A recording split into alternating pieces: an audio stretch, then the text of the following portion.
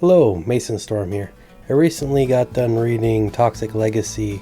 It's a book about glyphosate, which is the active ingredient Roundup, which is found in a lot of our grains. So I was going to try a different type of grain out, certified organic, see how it all goes. Today we're going to be doing spelt. So I'm going to be making some spelt bread.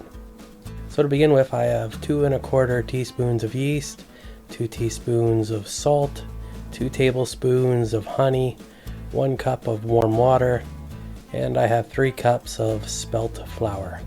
To begin the process, I'm going to add my yeast to the water, let it do a little bit of a proofing process. And because my honey is a little bit on the older side, it's kind of clumped up a bit, I added it to the water as well because the heat of the water would soften it up. Now it's time for the big mixing bowl. Going to add the flour to it as well as the salt, and then begin to pour in our liquid mixture and then start the kneading process. If you have an electric mixer, this process is significantly easier, but I don't mind making bread by hand. I think it adds a healthy amount of inconvenience.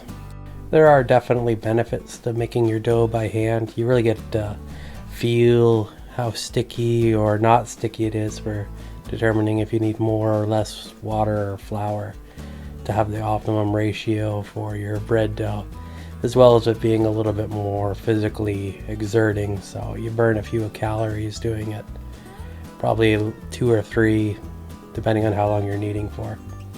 I ended up having to add quite a bit more flour to my mixture. When I measured it out to begin with, I had a hard time getting my measuring cup inside of the bag, so I think I was a little bit short, but it's no problem, just adding a little bit more on the fly just to get that optimum level of stickiness, which is not all that sticky. I think I ended up kneading it for about 10 minutes. And once I had enough of that, I got a bowl ready, put a little bit of olive oil in the bottom of it, rolled the dough inside of the bowl to cover it with oil so it wouldn't stick to the bowl. Our next step is going to be to throw a towel on top and then put it in a warm place to rise.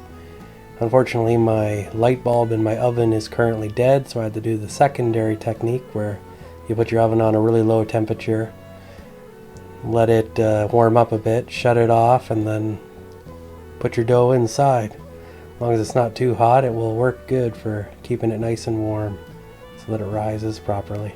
So I'm just going to butter up some pans now. I thought I needed 2 of them. I certainly didn't by the end of it, because the second you touch your dough, some of the air is going to escape and it's going to be a little bit smaller than you thought it was. So it was completely unnecessary for me to butter 2 pans, but it gave me choice. I could either go stone or metal, so I guess there's always an advantage to that. Maybe it's just doing more dishes, I don't know. So I'm going to do a secondary proofing round.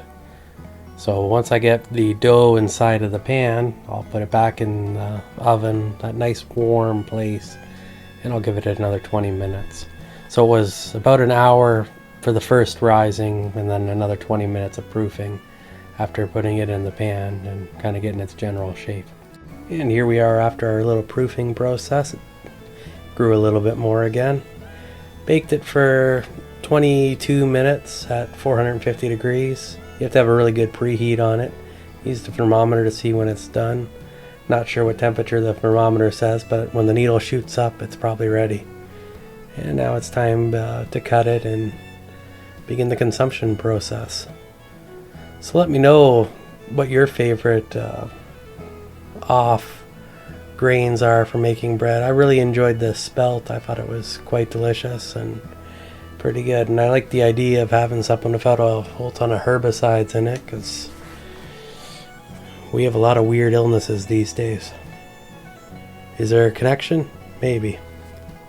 If you like my content and would like to see more of it, please like and subscribe, and until next time, stay awesome. Also, don't forget to put butter on your bread because it's amazing.